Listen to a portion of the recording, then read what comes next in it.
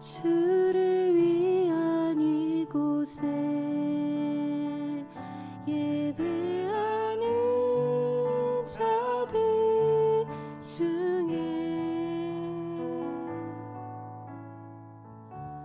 그가 찾는 이 없어 주님께서 슬퍼하시네.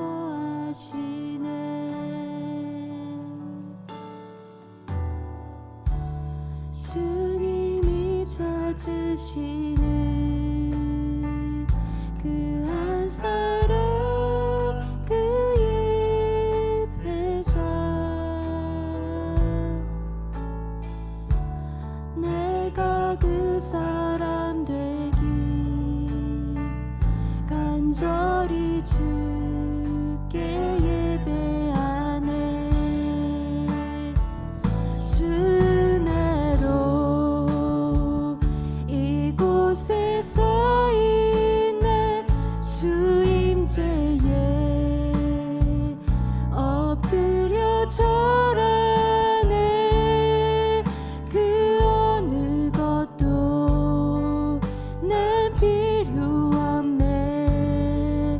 주님만 경배해. 주내로 이곳에 서 있네. 주 임재에 엎드려 절하네.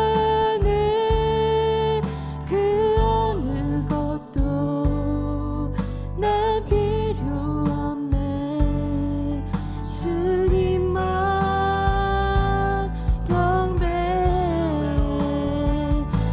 주내로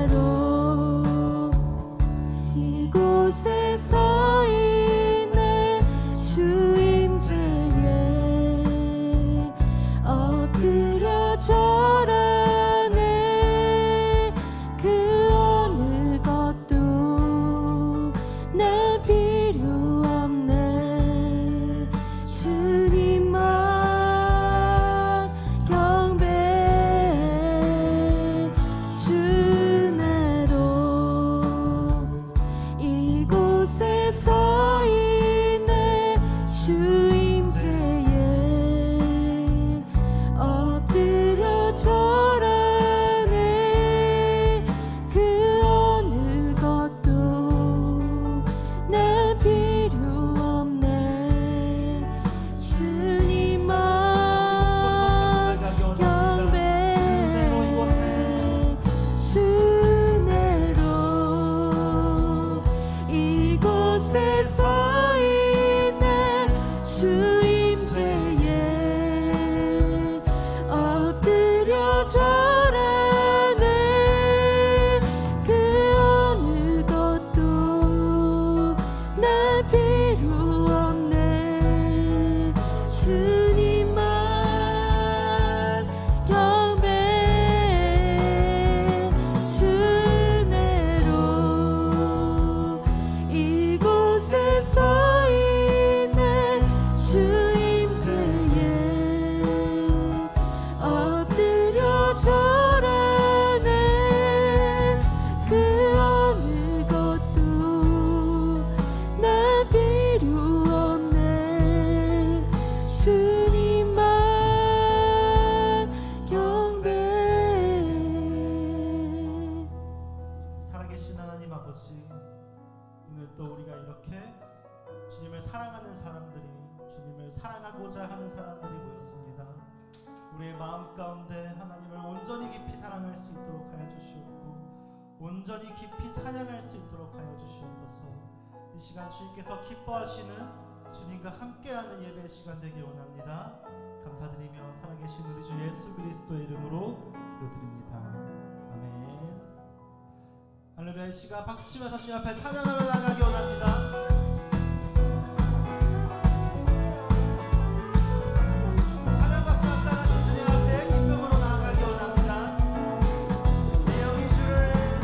내 영이 주를 찬양합니다. 내 영이 주를 찬양합니다.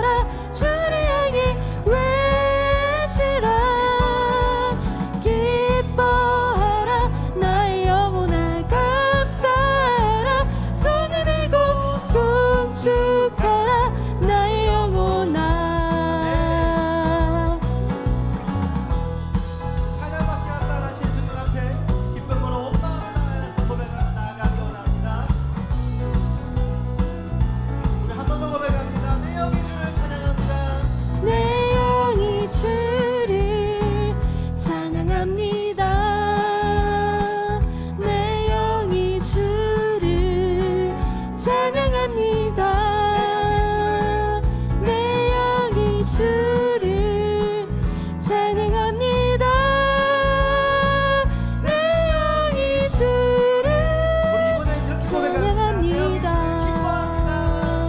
내 영이 주를 기뻐합니다. 내 영이 주를 기뻐합니다. 내 영이 주를 기뻐합니다. 내 영이 주를 기뻐합니다. 내 영이 주를 기뻐합니다. 내 영이 주를 기뻐합니다. 내 영이 주를 기뻐합니다. 내 영이 주를 기뻐합니다. 기뻐하라 나의 영혼아 감사하라 손을 들고 송축하라 주를 향해 외치라. 기뻐하라 나의 영혼아 감사하라 손을 들고 송축하라 나의 영혼아. 기뻐하라 나의 영혼아 감사하라 손을 들고 송축하라 주를 향해 외치라. 기뻐하라 나의 영혼아 감사하라 손을 들고 송축하라 나의 영혼아. 기뻐하라 나의 영혼아 감사하라 손을 들고 송축하라 주를 향해 외치라. 기뻐하라 나의 영혼아 감사하라 손을 들고 송축하라 나의 영혼아.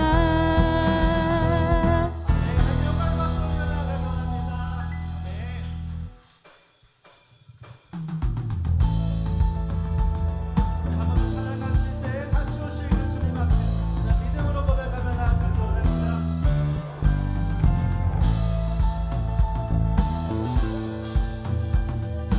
함께 고백합니다. 지금은 엘리야 때처럼 주 말씀이 선포되고 또 주의 종 모세의 때와 같이 언약이 성취되네. 엘리야 때처럼 지금은 엘리야 때처럼 주 말씀이 선포되고 또 주의 종 모세의 때와 같이 언약이 성취되네. 비록 전쟁과 기근과 비방 환난 날이 다가와도 우리는 광야에 외치는 소리 주의 길을 예비하라. 오라 주님 구름 타시고 나팔 불 때에 다시 오시네. 모두 외치세 이는 은혜니 시온에서 구원이 하네. 오라 주님 구름 타시고 나팔 불 때에 다시 오시네. 모두 외치세 이는 은혜니 시온에서 구원이 하네. 다시 한번 2절로 고백하며 나갑니다. 에스겔의 완상처럼 마른 뼈가 살아나며 또 주의 종 다윗의 때와 같이 회복되네. 에스겔의 환상처럼 마른 뼈가 살아나며 또 주의 종 다윗의 때와 같이 예배가 회복되네. 추수할 때가 이르러 들판은 휘어졌네. 우리는 추수할 일꾼 되어 주 말씀을 선포하리. 오라 주님 구름 타시고 나 밟을 때에 다시 오시네. 모두 외치세 이는 은혜니 시온에서 구원이 하네. 오라 주님 구름 타시고 나 밟을 때에 다시 오시네. 모두 외치세 이는 은혜니 시온에서 구원이 임하네. 오라 주님 구름 타시고 나 밟을 때에 다시 오시네. 모두 외치세 이는 은혜니 시온에서 구원이 하네. 오라 주님 구름 타시고 나 밟을 때에 다시 오시네. 모두 외치세 이는 은혜니 시온에서 구원이 하네. 오라 주님 구름 타시고 나 밟을 때에 다시 오시네. 모두 외치세 이는 은혜니 시온에서 구원이 하네. 시온에서 구원이 하네. 시온에서 구원이 하네. 오라 주님 구름 타시고 나 밟을 때에 다시 오시네. 모두 외치세 이는 은혜니 시온에서 구원이 하네.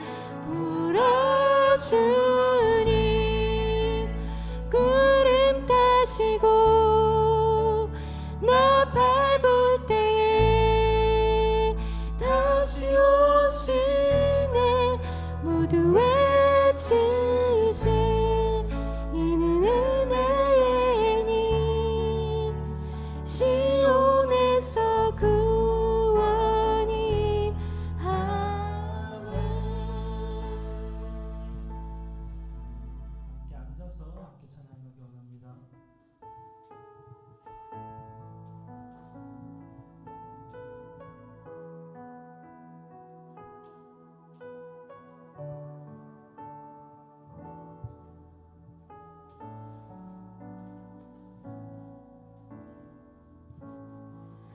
하늘의 문을 여소서 이곳을 주목하소서. 주를 향한 노래가 꺼지지 않으니 하늘을 열고 보소서. 이곳에 임재하소서. 주님을 기다립니다. 기도의 향기가 하늘에 닿으니 주여 임재하여 주소서. 이곳에 오셔서 이곳에 앉으소서. 이곳에서 드리는 예배를 받으소서. 받으소서. 주님의 이름이 주님의 이름만이 오직 주의 이름만 이곳에 있습니다.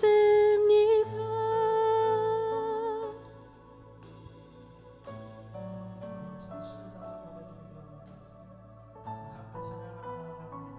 찬양하며 나아갑니다.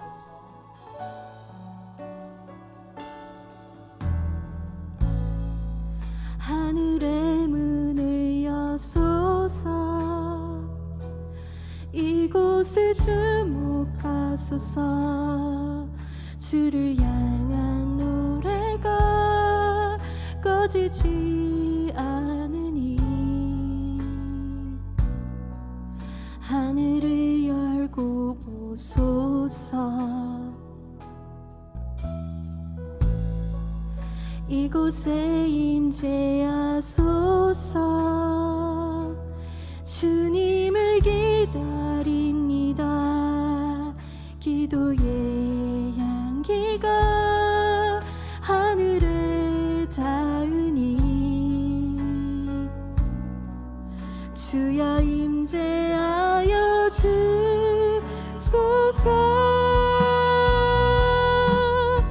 이곳에 오셔서 이곳에 앉으소서.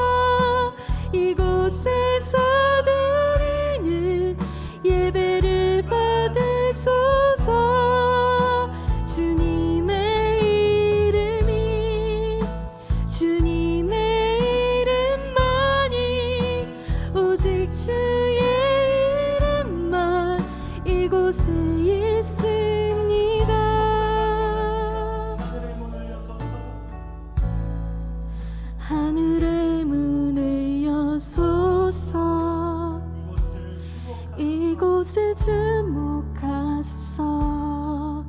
주를 향한 노래가 꺼지지 않으니 하늘을 열고 보소서.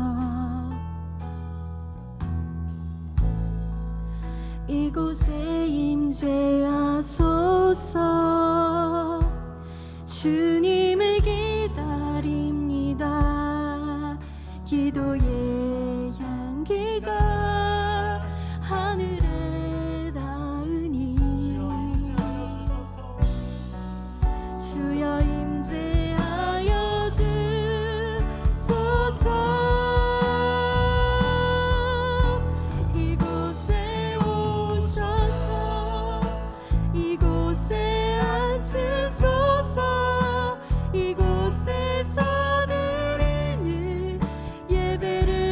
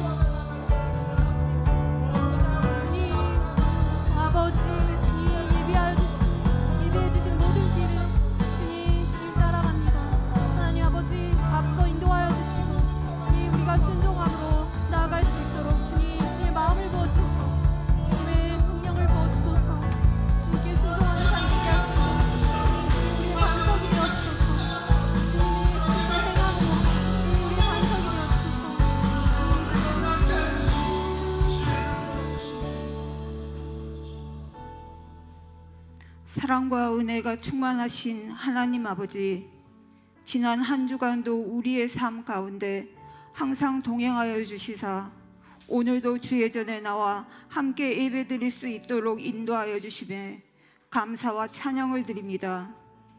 이 시간 세상 근심 걱정을 다 내려놓게 하사 하늘로부터 오는 참된 평안으로 우리의 심령을 채우게 하여 주시고 우리의 눈과 귀를 열어주사 하나님의 음성과 말씀에 집중케 하시며 우리의 입이 이제는 불평과 탄식이 아닌 감사의 찬양과 능력의 기도를 할 수 있게 하여 주시옵소서. 세상의 치열함과 삶의 무게는 지금까지 베푸신 하나님 은혜를 잊고 오늘의 삶도 감사하지 못하며 보이지 않는 미래에 대한 걱정으로 우리를 사로잡혀 있게 합니다. 어떤 문제에 부딪힐 때, 어떤 선택의 기로에 있을 때 먼저 그의 나라와 의를 구하는 자가 되게 하여 주시옵소서. 때로는 앞이 안 보이고 막막해 보일지라도 우리의 모든 것을 아시는 전지전능 신실하신 하나님을 믿고 어떠한 상황 속에서 흔들리지 않으며 끝까지 하나님을 바라보고 가는 믿음을 허락하여 주시옵소서. 또한 말씀과 기도를 통해 하나님의 뜻을 깨닫게 하시고 기도하는 것으로만 끝나지 않고 끝까지 순종하며 행하는 자가 되게 하여 주시옵소서. 우리의 삶의 우선순위가 하나님임을 기억하고 우리의 이기적인 생각과 욕심을 내려놓고 이제는 받은 은혜를 흘려보낼 수 있는 은혜의 통로가 되길 원하옵니다. 어디로 가야 할지 어느 곳으로 이전해야 될지도 조차 정하지 못했던 저희에게 성전 이전을 할 수 있도록 그 길을 인도해 주신 하나님 은혜에 감사드립니다. 그 어느 때보다도 우리 모두가 하나 되어 기독케 하여 주시었고 모든 과정들이 하나님 은혜 가운데 이루어지게 하사 새롭게 도약하고 부흥하는 믿음으로 사는 교회가 되길 간구합니다. 성전 이전을 위해 필요한 재정 또한 부담이 아닌 감사로 채워지길 바라오니 우리에게 주어진 것들을 주인 되신 하나님께 감사하며 기쁨으로 내어드릴 수 있는 믿음을 허락하여 주시옵소서. 말씀을 전하시는 김경훈 목사님을 위해 기도하오니 귀한 사명 감당하실 때 힘들고 지치지 않도록 영육간에 강건케 하여 주시고 성령 충만케 하여 주시옵소서. 말씀의 능력을 더하여 주시사 생명의 말씀, 능력의 말씀이 되게 하시고 선포되는 말씀을 통해 우리의 심령이 새롭게 변화되고 복음의 진리를 깨닫는 귀한 시간이 되길 원하옵니다. 함께 사역하시는 박준영, 김대진 목사님께도 한없는 은혜를 내려주시사 성령님께서 항상 도우시고 인도하여 주시옵소서. 이 한 주간도 오직 믿음으로 구하고 하나님만을 바라보며 한 걸음 한 걸음 나아가는 삶이 되기를 간구하며 우리를 사랑하사 우리를 위해 죽으시고 부활하신 우리 주 예수 그리스도 이름으로 기도드립니다.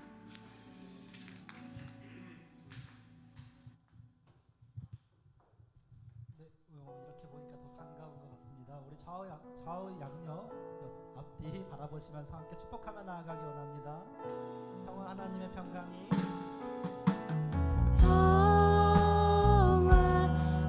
하나님의 평강이 당신의 삶에 넘쳐나기를.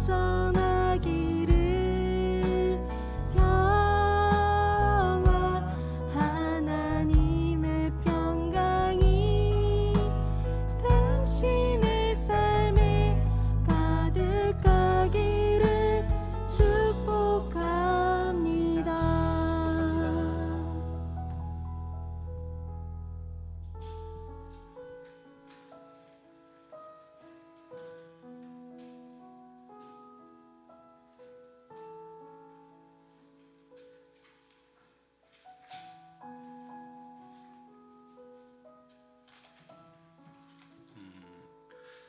오늘 하나님께서 우리에게 주시는 말씀은 사도행전 10장 24절부터 35절까지의 말씀입니다. 저와 한 절씩 교독하겠습니다. 이튿날 가이사랴에 들어가니 고넬료가 그의 친척과 가까운 친구들을 모아 기다리더니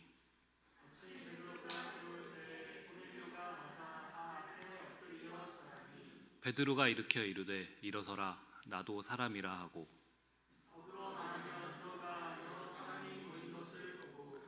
이르되 유대인으로서 이방인과 교제하며 가까이 하는 것이 위법인 줄은 너희도 알거니와 하나님께서 내게 지시하사 아무도 속되다 하거나 깨끗하지 않다 하지 말라 하시기로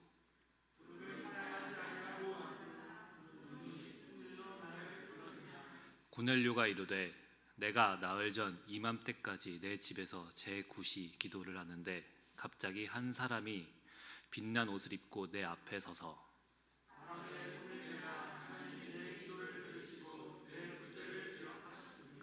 사람을 욥바에 보내어 베드로라 하는 시몬을 청하라. 그가 바닷가 무도장이 시몬의 집에 유숙하느니라 하시기로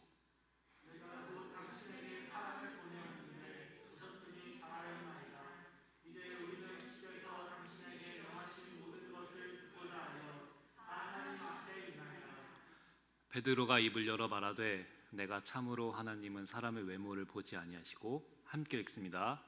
각 나라 중 하나님을 경외하며 의를 행하는 사람은 다 받으시는 줄 깨달았도다. 아멘.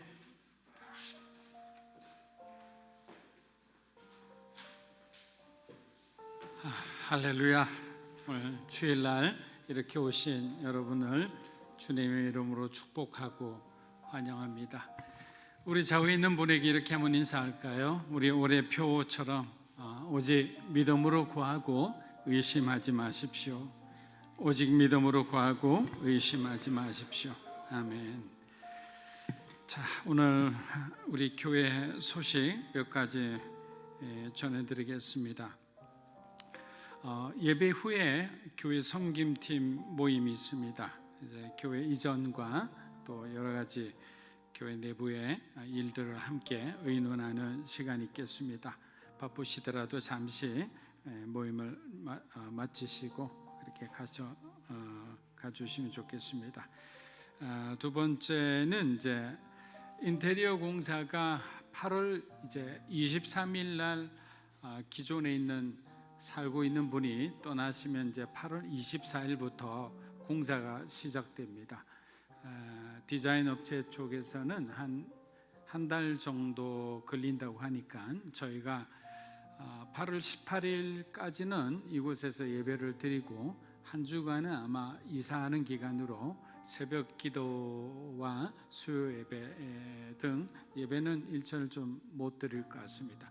대신 25일까지 그곳이 완성이 되어서 9월 25일 날은 저희가 거기서 첫 예배를 드릴 수 있도록 그렇게 기도하고 있습니다.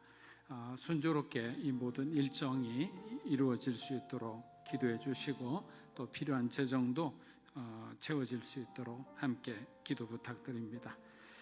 온라인 새벽 기도 안내입니다. 내일 새벽 기도만 온라인으로 드리게 되고요. 화요일부터는 이곳 현장에서 함께 예배 드릴 수 있습니다. 참고해 주시면 좋겠습니다. 기도하겠습니다. 하나님 감사합니다. 하나님은 사람의 외모를 보지 않으신다고 했습니다.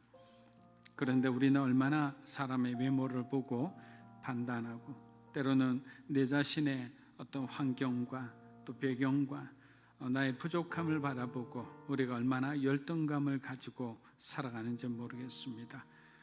하나님, 오늘 말씀을 통해 다시 한번 우리의 마음이 넓어지게 하시고 더욱더 하나님의 성품을 닮아가는 귀한 시간 되게 도와주시옵소서. 감사드리며 예수님의 이름으로 기도합니다. 아멘.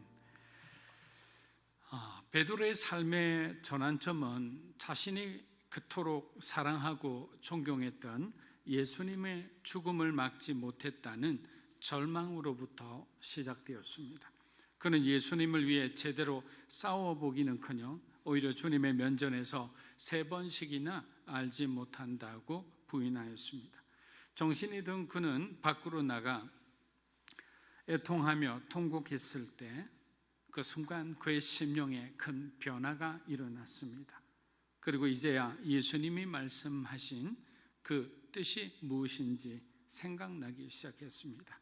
요한복음 13장 36절 한번 읽어보겠습니다. 시몬 베드로가 이르되 주여 어디로 가시나이까? 예수께서 대답하시되 내가 가는 곳에 내가 지금은 따라올 수 없으니 후에는 따라오니.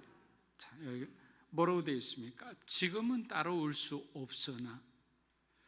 사랑하는 여러분, 우리는 주님을 위해서 많은 것을 포기하고 버릴 수 있습니다.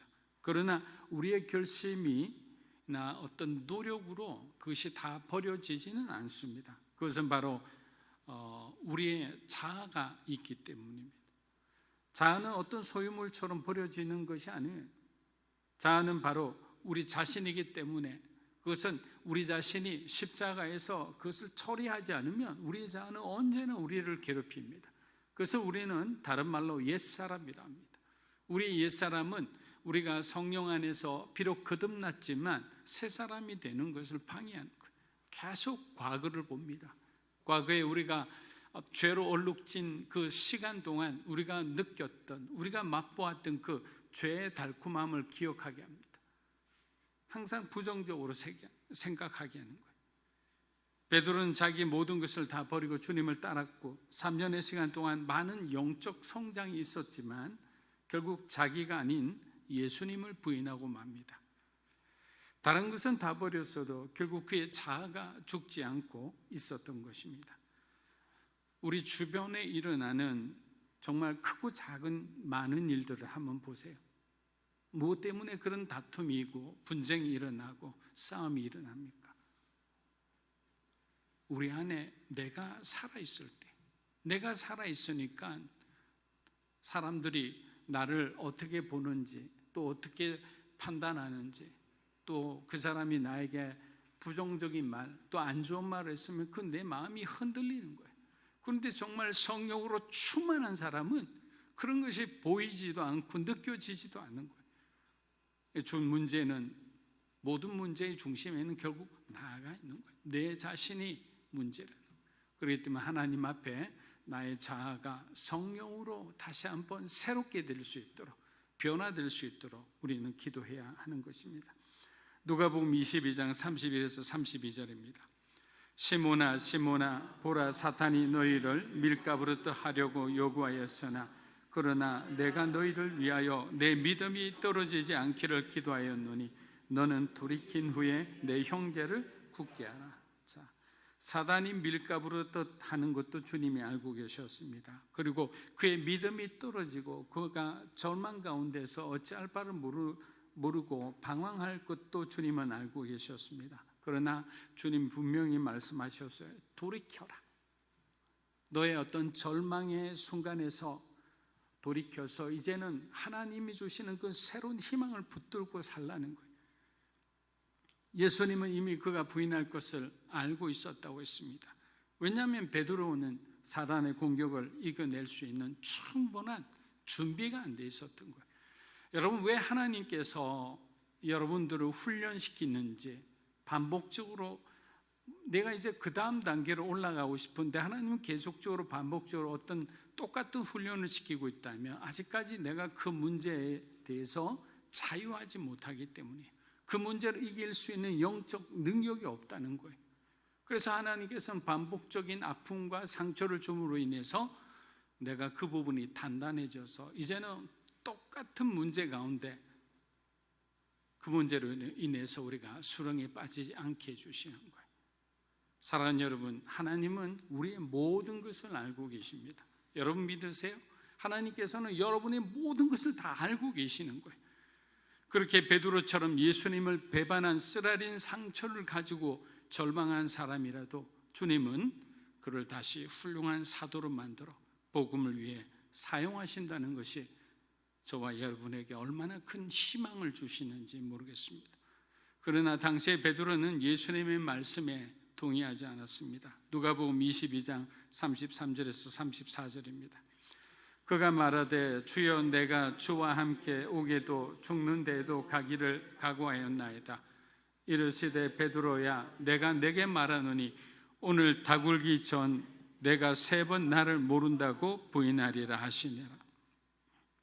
베드로는 주와 함께 감옥에도 심지어는 죽음의 골짜기라도 내가 같이 가겠나이다 이렇게 말했지만 얼마 안 뒤 그가 예수님을 3번 부인할 것을 예수님은 말씀하셨습니다. 사랑하는 여러분, 우리는 베드로의 이야기를 인하여 하나님께 감사해야 됩니다. 열정의 사람이 절망의 나락으로 떨어졌을 때 부활하신 주님이 베드로를 찾아가 어떻게 하셨습니까? 어린 양을 먹이라, 내 양을 치라, 내 양을 먹이라 했잖아요. 3번씩 부인한 사람에게 3번씩 사랑을 고백하게 만들어서 그의 하나님을 향한 그 주님을 향한 그 마음을 완전히 치유해 주신 거예요. 베드로를 치유해 주신 주님이 저와 여러분의 마음은 그냥 그대로 두시겠습니까? 우리가 살아오는 동안 상처받은 그 모든 것들 주님께서 깨끗이 치유해 주시리라 믿습니다. 그리고 성령의 능력으로 그를 완전히 새롭게 해주셔서 이제 예루살렘 교회를 세우고 또 바울이 안디옥 교회의 목사요 선교사로 부임하는데 이 베드로가 아주 중요한 역할을 하게 됩니다. 베드로라는 사람은 반드시 있어야 되는 사람이에요. 하나님께서 있어야 되는 사람은 책의 제목처럼 충분히 훈련케 하시는 하나님이 되는 거예요. 우리가 충분히 훈련받는다는 것은 그만큼 우리의 삶이 안전하다는 거예요. 또 그만큼 우리의 삶이 더욱더 강해지고 담대해지고 견고해질 것이라는 말이에요. 그러니까 그 훈련의 시간이 답답해서 견디지 못하고 그냥 그 다음 내가 그냥 결정해서 우리 인생을 이끌고 가다 보면 항상 그곳에 함정이 있는 거예요. 그런 그가 오늘 로마 군대 백부장인 고넬료와 그의 가정에 말씀을 전하는데 어떤 일이 일어났습니까? 성령님이 그 자리에 모든 사람들에게 내려오셨는 거예요. 이는 이방인의 가정에 성령이 최초로 임함으로 예루살렘 교회뿐만 아니라 앞으로 세워질 그 안디옥 교회의 선교 사역에 영적 근거가 된다고 말씀드렸습니다. 이것은 굉장히 중요한 거죠. 베드로가 먼저 그 문을 열어주지 않으면 바울이 들어가서 뭔가 할 수가 없어요. 우리는 바울이 굉장히 위대한 사도로 우리가 배우고 있죠. 사실은 그렇죠. 그러나 그 당시 이 예루살렘 교회와 유대 사회에서는 바울의 존재는 아직까지도 초창기에는 아직까지도 신뢰받지 못한 의심, 의문, 우리 마음에 의문이 드는 그런 사람이었어요. 그가 1차, 2차, 3차, 4차 전도행을 통해서 수많은 사람에게 복음을 전하고 교회를 세우고 하나님의 말씀을 전했을 때 비로소 바울의 변화와 또 바울의 영향력을 인정해 줬던 겁니다. 여러분, 이 얼마나 놀라운 전환입니까? 인생의 어떤 트랜지션, 전환이 필요할 때 하나님은 우리 인생의 판을 흔든다고 했습니다. 내가 정신을 못 차릴 정도로 내 주변을 흔들고 내 인생을 흔들죠. 그때 우리는 무엇을 생각합니까? 나를 도울 수 있는 사람이 누구일까? 주님밖에 없죠. 사람은 계산합니다. 이곳에 계신 여러분들도 마찬가지일 거예요. 항상 가장 절체절명의 시간이 되면 우리 가족, 나 자신을 먼저 생각하게 마련입니다. 그러나 하나님은 그 어떤 상황에도 하나님의 백성된 저와 여러분을 품어주시고 지켜주시리라 믿습니다. 사도행전 10장 25에서 26절입니다. 이튿날 가이사랴에 들어가니 고넬료가 그의 친척과 가까운 친구들을 모아 기다리더니 마침 베드로가 들어올 때 고넬료가 맞아 발 앞에 엎드려 절하니 베드로가 일으켜 이르되 일어서라 나도 사람이라 하고. 자, 베드로와 함께 한 일행들이 하룻밤 무두장인 시몬의 집에서 유숙한 뒤 아침 일찍 출발을 했습니다. 잠자리는 불편할 수 있어도 종들의 마음은 너무도 기뻤을 겁니다. 베드로가 그들과 함께 고넬료의 집으로 가기로 했기 때문입니다. 마이크 좀 올려주세요. 가이사랴에 있는 고넬료의 집에 도착했을 때 베드로의 눈앞에는 어떤 일이 있습니까? 아주 놀라운 일이 벌어지는 거예요. 고넬료는 하나님의 사자를 맞이하기 위해 친척들과 가까운 친구들까지 모아서 베드로가 오기를 기다렸던 겁니다. 여러분, 베드로는 어떤 생각을 했을까요? 이 고넬료의 가정에 이 가족들만 있으리라 생각했지 않겠습니까? 저는 우리들이 먼저 오늘 이 고넬료의 마음을 이해하고 그의 태도를 배워야 한다고 생각합니다. 고넬료는 복음의 은혜를 혼자 누리기를 원하지 않았어요. 그래서 가급적이면 아는 친척들 그리고 옆 동네에 있는 이웃들 다 데리고 와서 그들이 베드로가 전하는 그 사도들의 그 복음을 듣고 그들도 변화되고 그리고 예수를 믿고 구원받기를 원했던 거예요. 여러분, 이것이야말로 그리스도인이 가져야 할 복음을 대하는 올바른 자세가 아닐까요?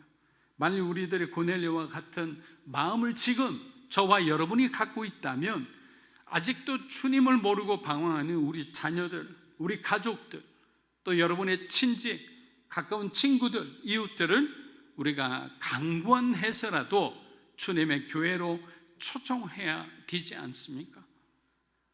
여러분, 주님은 그날이 도적같이 찾아온다고 했잖아요. 그래서 우리는 구원의 긴박성을 가지고 살아야 한다고 제가 여러 번 말씀드렸습니다. 왜냐하면 주님이 언제 오실지 아무도 모르기 때문에. 당장 내일 오시면 그동안 그 다음 주 그냥 집회 때 초청하기로 한 우리 부모님은 그냥 사망의 그냥 그 형벌 가운데로 그냥 다시는 기회가 없는 그런 영원한 형벌 가운데 거하게 되잖아요. 그렇기 때문에 우리가 깨어 있을 때 때를 얻거나 또 때를 얻지 못하더라도 항상 주님의 복음을 전하는, 말씀을 전하는 그런 준비가 되어 있어야 되는 거예요. 우리가 최후의 심판을 견디고 살아날 수 있는 것은 우리가 잘났습니까? 많은 공로를 하나님 앞에 올렸습니까? 그렇지 않죠. 우리가 거룩하고 의로운 사람도 아닌데 우리를 구원해 주신 그는 오직 예수 그리스도께서 우리의 중보자가 되기 때문에, 주님이 우리의 믿음을 보정해 주시기 때문에, 그러니까 우리는 마음껏 자유롭게 하나님 나라에 들어갈 수가 있는 거예요. 그러나 아직까지 예수님 모르는 우리 가족들은 어떻게 합니까? 그래서 가족 구원이라는 게 참 힘들어요. 왜? 가족이 말을 제일 안 듣거든. 또 그 복음 전하다가 가족 간에 의가 상하기도 하고. 근데 그래도 전해야 하는 거예요. 고넬료가 초청했을 때 그 초청을 흔쾌히 허락한 사람만 그곳에 머물러 있었겠습니까? 불편해도 그냥 고넬료가 워낙 선한 사람이니까 그 사람의 인격을 바라보고 찾아왔다가 그냥 은혜 받은 사람들도 있었을 거예요. 종교개혁 당시 외쳤던 세 개의 모토가 있습니다. 솔라 피데, 솔라 스크립추, 솔라 그라시아. 이게 뭡니까? 오직 믿음, 오직 성경, 오직 은혜인 거예요. 믿음과 성경과 이 은혜를 우리가 붙들고 살아간다면 우리 신앙생활은 흔들리지 않을 거예요. 은혜 받은 자입니다 라고 하면 겸손해질 거예요. 그리고 믿음으로만 우리가 구원받는다고 하면 우리는 당당히 어떤 사람을 만나도 우리는 그 사람에게 주의 말씀을 전할 수가 있는 거예요. 사랑하는 여러분, 우리가 지금 이 자리에 서 있는 것은 하나님의 은혜가 아니면 불가능하죠. 여러분들도 은혜 받은 자잖아요. 그래서 주님을 알게 된 거잖아요. 그리고 하나님의 교회까지 와서 예배를 드리고, 예배를 드리면서 우리 무엇을 생각합니까? 제가 말씀을 듣는 걸 들으면서도 여러분은 또 뭔가 마음에 찔리는 거나 생각나는 것들이 있다면 그것을 다시 묵상할 거예요. 그리고 묵상한 것을 여러분이 믿음으로 받아들이는 순간 여러분의 믿음은 성장하는 거예요. 그냥 듣기만 하면 성장하는 게 아니에요. 곱씹으세요. 다시 한번 곱씹고, 오늘 이 시간에 충분히 이해 못했다면 영상을 보면서라도 다시 한번 곱씹고 메모하고, 그것이 여러분의 것이 되게 그렇게 우리가 기도하고 공부하고 그렇게 나가는 겁니다. 사도 바울은 고린도전서 15장 10절에서 이렇게 고백합니다. 그러나 내가 나된 것은 하나님의 은혜로 된 것이니 내게 주신 그의 은혜가 헛되지 아니하여 내가 모든 사도보다 더 많이 수고하였으나 내가 한 것이 아니요 오직 나와 함께 하신 하나님의 은혜로라. 주의 은혜가 헛되지 않도록 주님의 은혜에 합당한 삶을 살아가는 여러분이 되시기를 축복합니다. 바울의 이 고백처럼 우리 마음을 울리는 것이 어렵겠습니까? 내가 나 된 것은 하나님의 은혜로 되었다. 이 위대한 사도의 겸손한 고백입니다. 오늘 고넬료는 베드로를 만나자마자 무릎을 꿇고 그에게 경의를 표합니다. 고넬료는 어떤 사람입니까? 잘 알듯이 로마의 백부장이잖아요. 권세가 있는 사람이에요. 세상적으로 보면 그가 갑 중에 갑이죠. 그런데 그런 사람이 베드로에게 무릎 꿇는 이유가 뭡니까? 베드로는 하나님께서 보내주신 사자라고 믿기 때문이에요. 예전에 제가 일본에 갔는데 일본의 그 비즈니스맨과 또 뭐 국회의원 이런 사람들이 기독교인들이죠. 그러니까 그 사람들이 모여서 함께 이렇게 송년 잔치를 하는 날이었어요. 예배드리고 뭐 서로 축복하는 날. 그런데 제가 이제 들어간 지 한 뭐 1년도 안 돼서 이제 참석하게 돼서 모르는 사람이 많았고 또 뭐 어떻게 해야 될지 몰라 쭈뼛쭈뼛 하고 있는데 이제 거기서 안내하는 사람이 어디서 오셨냐 이러니까 오늘의 교회와 CGN TV에서 왔다 이렇게 말을 하니까 갑자기 막 환대를 하더니 저를 어느 좌석에 인도를 하느냐면 VIP 테이블 1번에 저를 앉히는 거예요. 그러니까 정말 내로라 하는 그런 목사님들과 그런 분들이 다 앉아 있어요. 근데 그 당시만 해도 제가 30 후반대밖에 안 됐으니까 저기 앉기가 너무 민망한 거예요. 그래서 저 뒤에가 편할 것 같다고 저 뒤로 가겠다고. 그러니까 옆에 앉아있던 분이 저를 딱 목사님이 끌어내리시더니 여기 앉으시라고. 예를 들면 본부장은 하용조 목사님을 대신하여 오신 거라고. 그러니까 이 자리는 하용조 목사님 자리라고. 그러니까 당신이 앉아야 된다. 제가 그 말에 되게 나중에 돌아오면서 곱씹는데 참 은혜가 됐어요.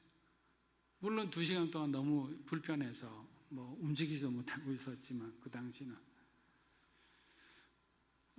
베드로는 하나님이 보내주신 사자예요. 베드로를 보면 안 되는 거예요.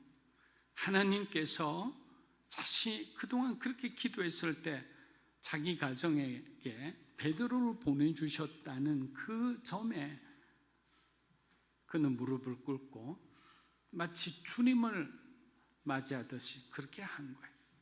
얼마나 겸손하고 얼마나 현명한 사람입니까? 군인답게 질서를 알고 자신이 주군이 그리스도임을 알고 난 뒤부터 그는 주님만을 붙들고 온전히 섬기며 살고 있었습니다. 베드로 역시 바울처럼 뭐라 합니까? 인간선을 하죠. 나도 너와 같은 사람이다. 나를 높이지 말라. 여러분, 우리 교회는 지금도 목사보다는 박사로 불리고 싶은 사람, 장로보다 교수나 사장으로 불리기 원하는 사람이 주변에 얼마나 많은지 압니까? 목사의 직업보다 박사라고 불리는 걸 더 좋아하는 거예요. 김경훈 목사님보다 김경훈 박사님 하면 그 사람이 그것을 더 좋게 여기는 거예요. 근데 그 성직보다 더 감사하고 더 우선하는 직책이 또 어디 있겠습니까? 그 사람에게는. 목회자가 그 사람의 삶의 정체성인데, 두 사람 다 하나님 앞에 아무것도 아닌 존재임을 먼저 겸손히 고백하며 만남이 시작되는 것을 보아 뭔가 하나님의 놀라운 은혜가 기대가 됩니다. 사도행전 10장 27에서 29절입니다. 더불어 말하며 들어가 여러 사람이 모인 것을 보고 이르되 유대인으로서 이방인과 교제하며 가까이 하는 것이 위법인 줄은 너희도 알거니와 하나님께서 지시하사 아무도 속되다 하거나 깨끗하지 않다 하지 말라 하시기로 부름을 사양하지 않고 왔노라. 묻노니 무슨 일로 나를 불렀느냐. 자, 베드로가 고넬료에게 말했죠. 비록 유대인으로 이방인과 교제하는 것은 위법이다. 법을 위반하는 거다. 그러나 하나님께서 아무것도 속되다 그리고 깨끗하지 않다 말씀하셨기에 내가 고넬료 너의 부름을 응답하여 이곳까지 왔다. 이렇게 말합니다. 이 말은 베드로에 있어서 모든 선택과 판단의 기준은 유대인의 전통과 율법이 아니라 하나님의 말씀이라는 거예요. 그의 삶의 모든 기준은 하나님의 말씀에 기존하여 선택하고 결정한다는 거예요. 그것이 굉장히 중요한 거죠. 우리에게는 어떤 환경에 따라 어떤 사람에 따라 우리의 판단과 우리의 어떤 선택의 기준이 흔들린다면 우리는 그냥 어떤 환경에 따라 그냥 우리가 변하는 마치 카멜레온 같은 그런 어떤 신앙인이 될 수밖에 없습니다. 여러분, 바로 이러한 정신이 사도들을 비롯해 초대교회 성도들의 마음속에 있었기 때문에 기독교가 유대교를 넘어 세계적인 종교로 발돋움할 수 있었던 거예요. 그냥 성장한 게 아니에요. 하나님을 향한 절대적인 믿음의 중심을 갖고 살았기 때문입니다. 그 당시에 초대교회가 당면한 가장 큰 문제 중에 하나가 늘 말씀드리지만 유대 율법주의와의 싸움입니다. 우리나라 같으면 전통이죠. 유교적 전통을 가진 가정들은 정말 그 가정의 자녀들은 신앙생활하기가 너무 힘들어요. 왜? 제사 지는 문제 때문에 매번 싸워야 되기 때문에 포기하지도 않아요. 특히 맏아들이면 더 큰 그런 부담을 갖고 있습니다. 그런데 이렇게 된 이유는 뭐냐? 옛날에 출애굽할 때 많은 사람들이 이스라엘 백성들이 나올 때 그냥 자기 자신들만 나와야 되는데 하나님의 말씀을 어기고 거기 사는 잡족들, 그러니까 노예의 노예죠.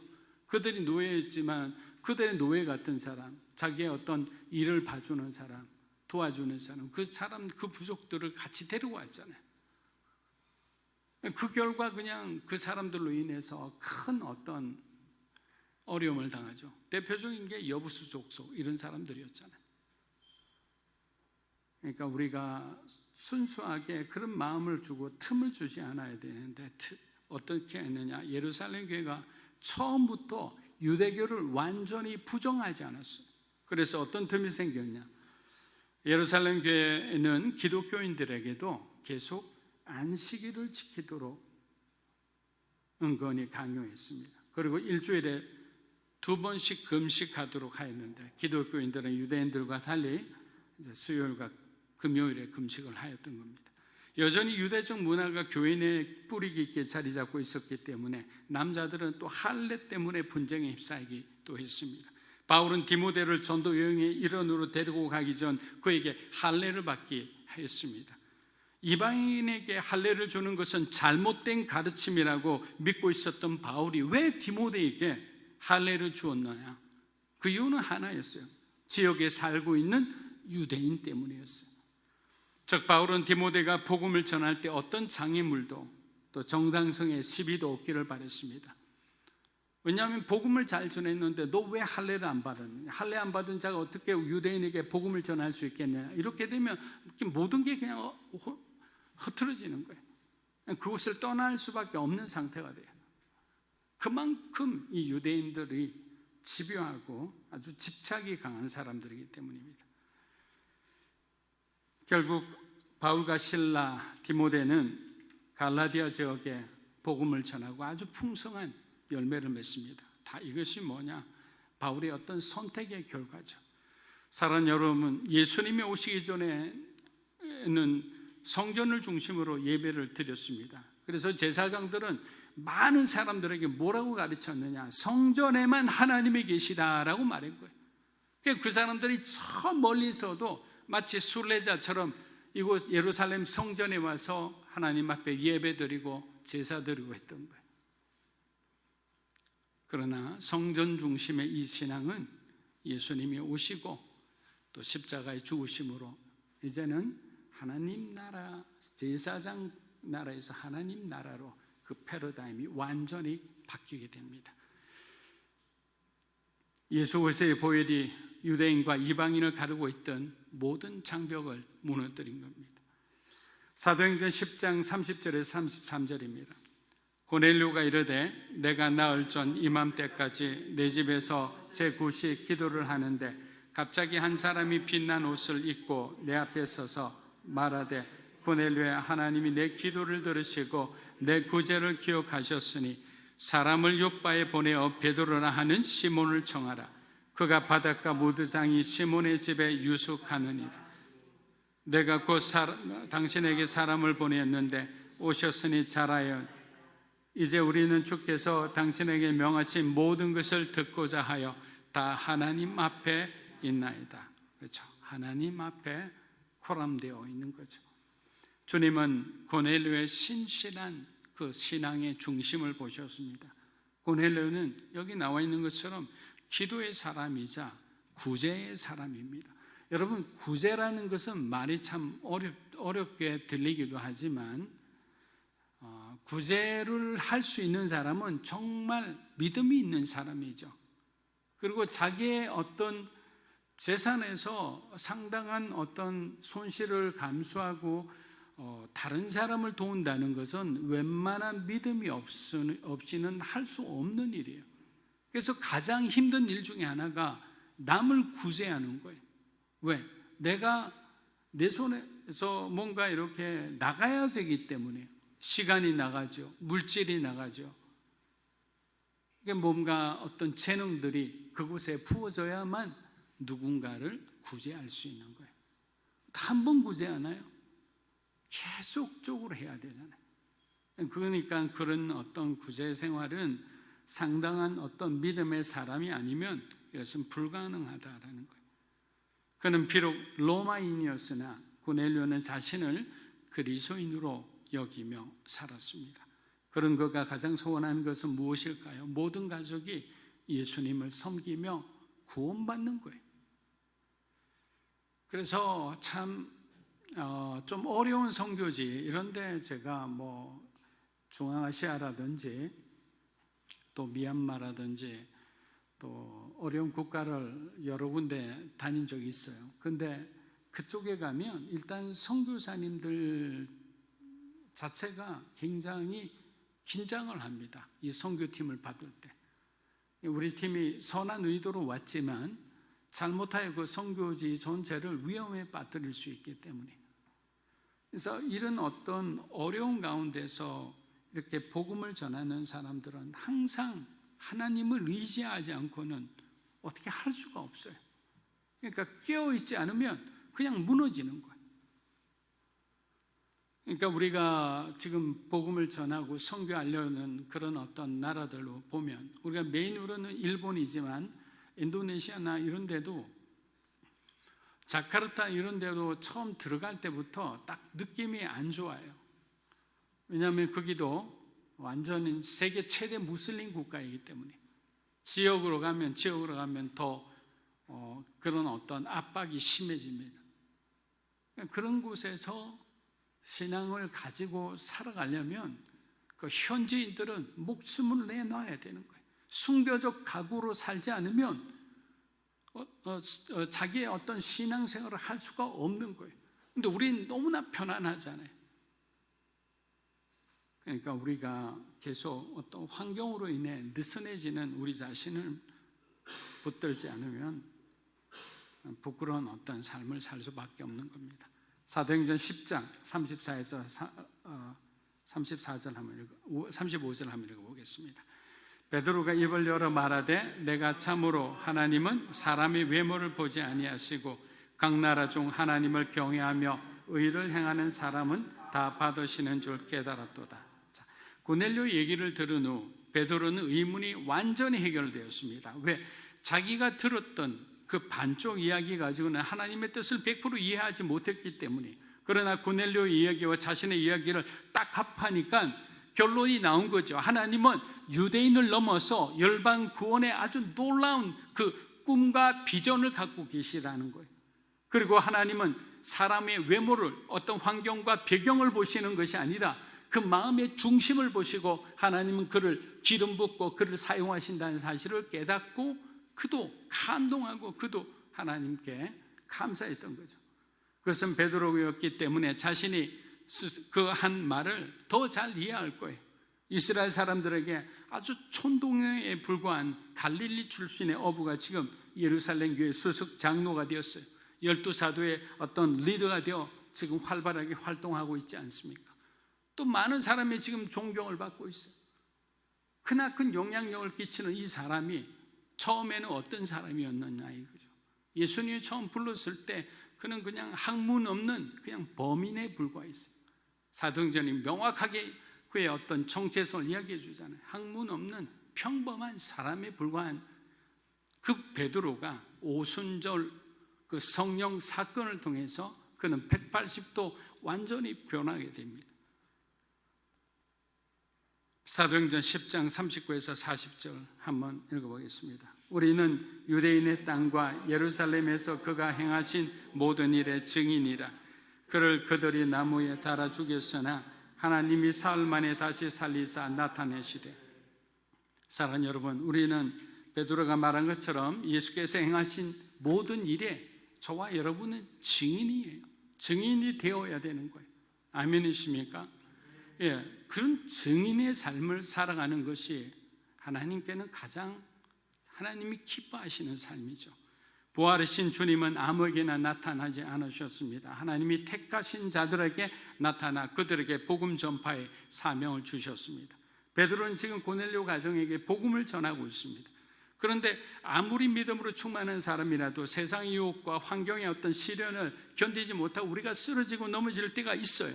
바로 그 순간 진짜 믿음과 가짜 믿음이 완전히 드러나는 거예요. 마귀는 자꾸만 다른 복음을 제시하며 우리에게 정상으로 가는 길이 다른 길도 있다고 자꾸만 유혹하고 기만하는 거예요. 그렇게 자꾸 이런저런 생각을 받아들이게 되다가는 기독교는 어떻게 됩니까? 유럽교회처럼 점점 윤리와 인본주의로 빠져 그 진리의 유일성을 잃어버리게 되는 거예요. 여러분, 기독교의 가장 핵심 중에 하는 것은 유일하신 하나님이에요. 이스라엘 백성들도 그동안 에스라가 와서 비로소 그 포로된 생활 다 하고 고난을 겪은 다음에 비로소 유일하신 하나님을 그들이 깨닫게 되는 거예요. 그러니까 그 이방인 여인들과 결혼했던 사람들 그 자식까지 다 낳았는데 다 내보내라니까 이스라엘의 곡소리가 끊어지지 않았던 거예요. 그래도 하나님은 엄격하게 그 백성 순수한 그 혈통을 보존하기 위해서 그런 어떤 안타까운 그런 이별을 하나님은 허락하시고 강요하셨죠. 그렇게 하지 않으면 안 된다고 하셨죠. 에스라를 통해. 능력도 행하지 못한 죽은 믿음이 되어서 무엇을 할 수 있겠습니까? 사도행전 10장 44절에서 45절 마지막으로 읽고 마치겠습니다. 베드로가 이 말을 할 때 성령이 말씀 듣는 모든 사람에게 내려오시니 베드로와 함께 온 할례 받은 신자들이 이방인들에게도 성령 부어주심으로 말미암아 놀라니. 베드로가 열정적으로 설교할 때 성령이 말씀 듣는 모든 사람에게, 예를 들면 이 자리에 여러분들 하나님을 바라는 모든 사람에게 성령이 임한 거예요. 고넬료의 초청을 받고 자원하는 마음으로 또 뭐 이리저리 끌려온 모든 사람들이 그냥 강력한 성령의 세를 받았어요. 저는 이거를 처음에 읽었을 때 어떤 생각을 했냐면 그냥 고넬료의 성품처럼 하나님의 성령이 그냥 부드럽게 와서 그들의 마음을 어루만졌다고 생각했어요. 그런데 성경을 보니까 그게 아니에요. 사도행전 11장 15절을 봅니다. 내가 말을 시작할 때에 성령이 그들에게 임하시기를 처음 우리에게 하신 것과 같이 하신 것이라. 오순절날 그 불의 혀처럼 성령이 임해서 그 제자들의 그 안전 120명의 제자들의 마음을 뒤집고 그들의 인생을 바꾼 그 성령의 역사가 고넬료의 가정에도 똑같이 임했다는 거야. 똑같은 강도로. 그럼 그날 임했던 것이 오늘 이 고넬료의 가정에 임했다면 앞으로 우리의 삶 가운데도 그게 일어나지 않으리라는 법이 있겠습니까?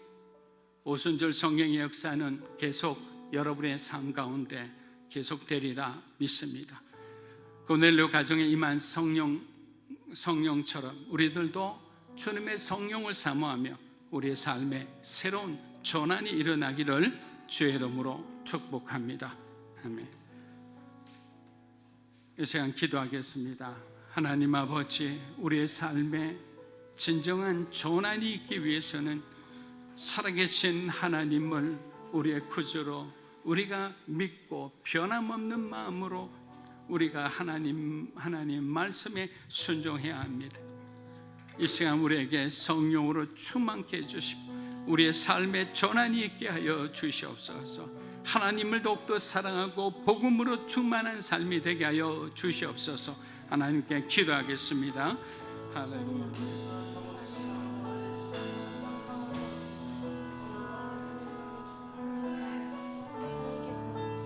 하나님 아버지, 성령님의 임재하심 안에 우리의 삶이 근본부터 변화될 수 있도록 인도하옵소서. 우리의 경험과 우리의 생각을 뛰어넘어 성령님께서 우리를 인도하시는 그 길을 우리가 주님이 인도하시는 그 방법대로 걸어갈 수 있도록 도와주옵소서.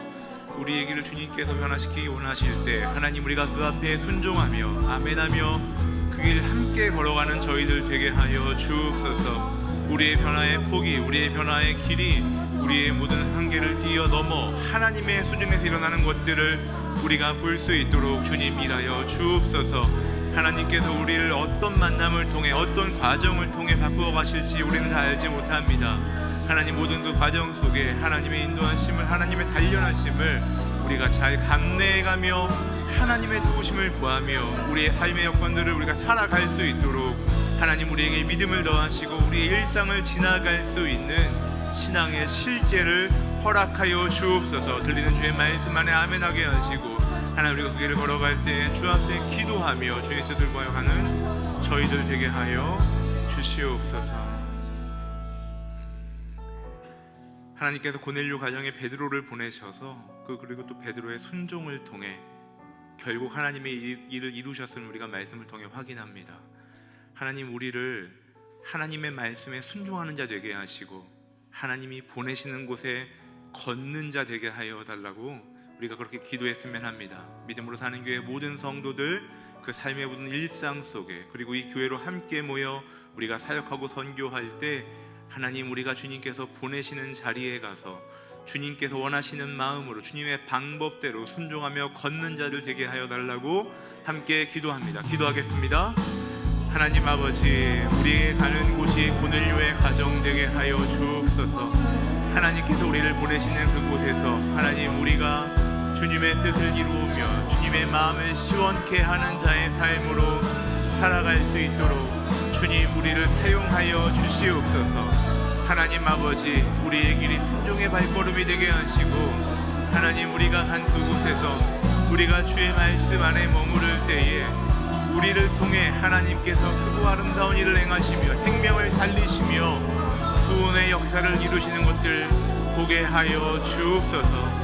그리하여 우리가 주 앞에 구원받고 주님의 성령으로 회복되며 하나님, 우리가 늘 우리의 죄악에서 돌이키고 거룩을 향해 걷는 것처럼 하나님, 우리를 통해 주의 말씀을 듣는 자들이 마가의 다락방에서 주님의 성령의 불에 혀와 같이 임하였던 것처럼 그와 똑같이 고넬료의 가정에서 임하였듯이 하나님, 우리를 통해 만나는 자들이 우리에게 이루신 성령님의 역사를 동일하게 경험할 수 있도록 주여 인도하여 주옵소서. 하나님께서 신실하게 인도하여 주옵소서. 마지막으로 교회를 위해 기도합니다.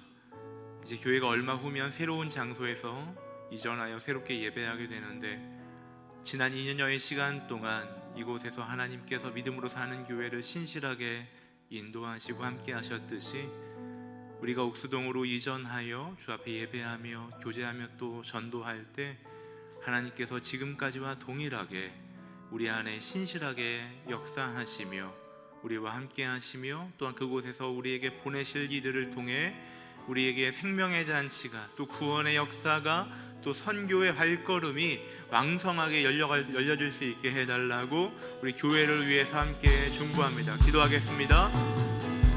하나님 아버지, 지난 2년여의 시간 동안 믿음으로 사는 교회 압구정동 가로수길에 하나님의 인도하심 안에 우리가 머무르게 하심을 감사합니다. 하나님, 이제 믿음으로 사는 교회가 새로운 시간을 맞이하여 함께 우리가 기도하며 그 이전을 준비합니다.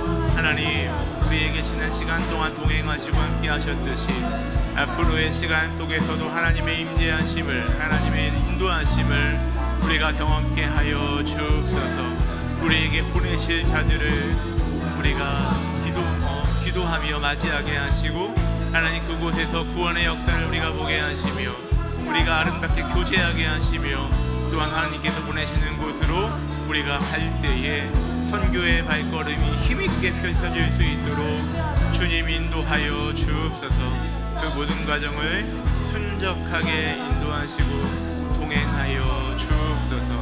하나님 도와주시옵소서.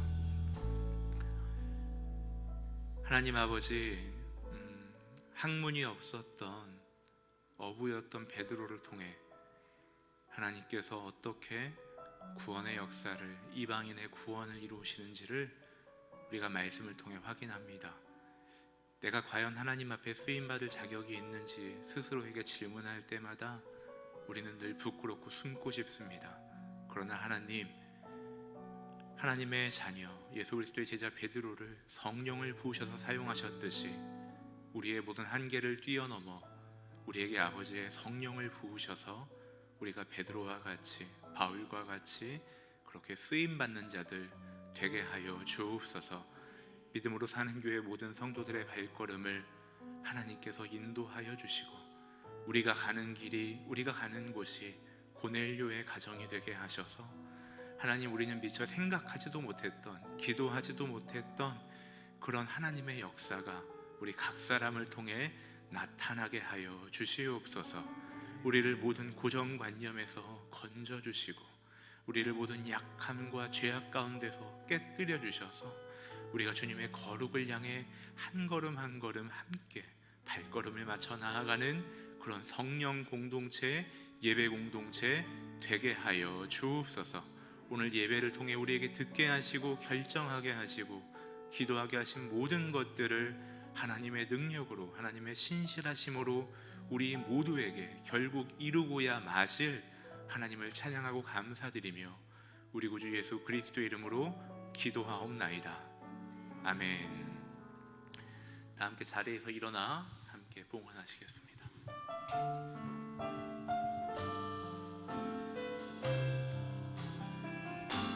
주님, 내가 여기 있사오니 나를 보내소서.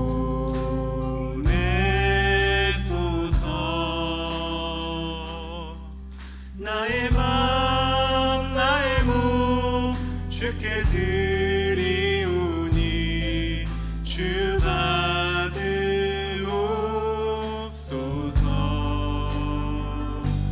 주님, 내가 여기 있사오니 나를 써주소서.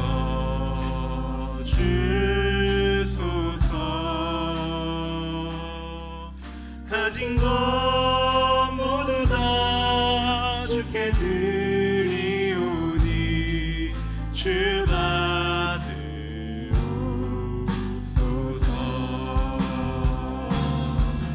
할렐루야,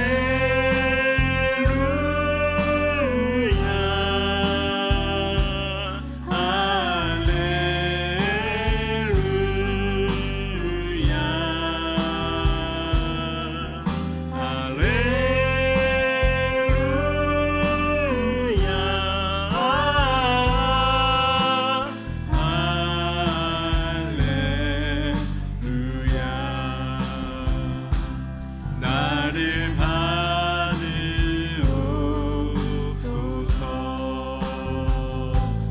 나를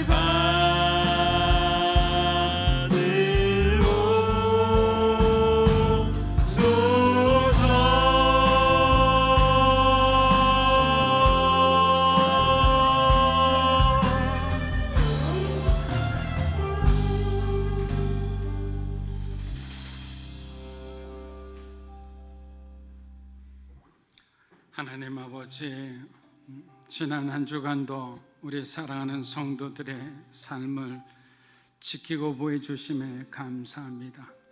우리 마음대로 모든 것이 계획한 대로, 기대한 대로 되면 얼마나 좋겠습니까? 아직까지 만약 훈련시키시는 거라면, 아직까지 우리의 시간이 되지 않았다면, 하나님, 우리가 주님을 끝까지 신뢰하며 하나님이 복 주시고 은혜 주시는 그 시간까지 믿음으로 믿음의 삶을 끝까지 살아낼 수 있도록 지키고 보호해 주시옵소서. 나누어 주신 주님께 드리는 귀한 예물을 받아주시고 이 예물이 하나님 나라를 위해, 열방 구원을 위해, 일본 선교를 위해, 또 우리 다음 세대를 위해 귀하게 쓰이게 축복하여 주시옵소서. 이제는 우리 주 예수 그리스도의 은혜와 하나님 아버지의 크고 놀라우신 사랑과 성령님의 감화 감동 교통하심의 역사가 오직 예수, 오직 믿음, 오직 은혜라는 말, 오직 말씀이라는 그 기치대로 우리의 삶 가운데 은혜 받은 하나님의 흔적이 넘치기를 원하는 사랑하는 믿음으로 사는 교회 성도 한 분 한 분의 삶과 가정과 그들의 자녀들 위해, 영상으로 예배드리는 주님의 귀한 백성들 위해, 이 나라 민족과 한국 교회와 우리 선교사님들 위해, 일본 땅의 귀한 주님의 종들 위해 이제로부터 영원토록 함께 하시기를 간절히 축원하옵나이다. 아멘. 살아계신 주 나의 잠든 소망 걱정 근심 전혀 없네. 사랑의 주를 갈 길도 아니 내 모든 삶의 기쁨 비춘다. 아멘. 하나님께 우리가